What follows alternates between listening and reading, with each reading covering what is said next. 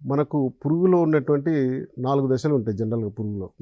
ఈ పురుగులో 4 దశల్లో ఏదో ఒక లైఫ్ సైకిల్‌లో ఏదో ఒక దశలో ఒక రకమైనటువంటి ఈ పారాసైటాయిడ్ అనేది ఆశిస్తుంది.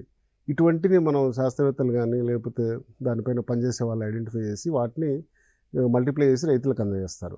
అందులో అటువంటి వాటిల్లో ఉదాహరణకు తీసుకుంటే ట్రైకోగ్రామా కిలోనిస్ అనే ఒక జాతి, ఇది గుడ్డు పరాన్నజీవి. ఈ గుడ్డు పరాన్నజీవి ఏం చేస్తాయంటే మనకు రెక్కల పురుగులకు సంబంధించినటువంటి పంటకు నష్టం కలిగించే రెక్కల పురుగుల గుడ్ల పైన ఆశించి ఇది దాని సంతతిని వృద్ధి చేయకుండా ఆ గుడ్లను నాశనం చేస్తుంది. సో తద్వారా ఏంటంటే మనకు పంటకు నష్టం కలిగించేటువంటి ఈ రెక్కజాతి పురుగులు అంటే ఉదాహరణకు వరిలో తీసుకుంటే కాండదొలుచు పురుగు, ఆకుముడత పురుగు, పత్తిలో తీసుకుంటే గులాబీ రంగు పురుగు, మొక్కజొన్నలో తీసుకుంటే కాండదొలుచు పురుగు, కత్తెర పురుగు, ఇటువంటి ఈ పురుగులన్నిటిని కూడా ఈ పురుగులు పెట్టేటువంటి గుడ్లపైన ఈ ట్రైకోగ్రామా స్పీసీస్కి సంబంధించినటువంటి ఈ పురుగులు కంప్లీట్ లైఫ్ సైకిల్ ఆ ఎగ్ల పైన చేసి వాటిని నాశనం చేసి ఎదగనీయకుండా చేస్తుంది. సో ఆ రకంగా సహజసిద్ధంగానే ఆ యొక్క పురుగు యొక్క పాపులేషన్ తగ్గిస్తుంది.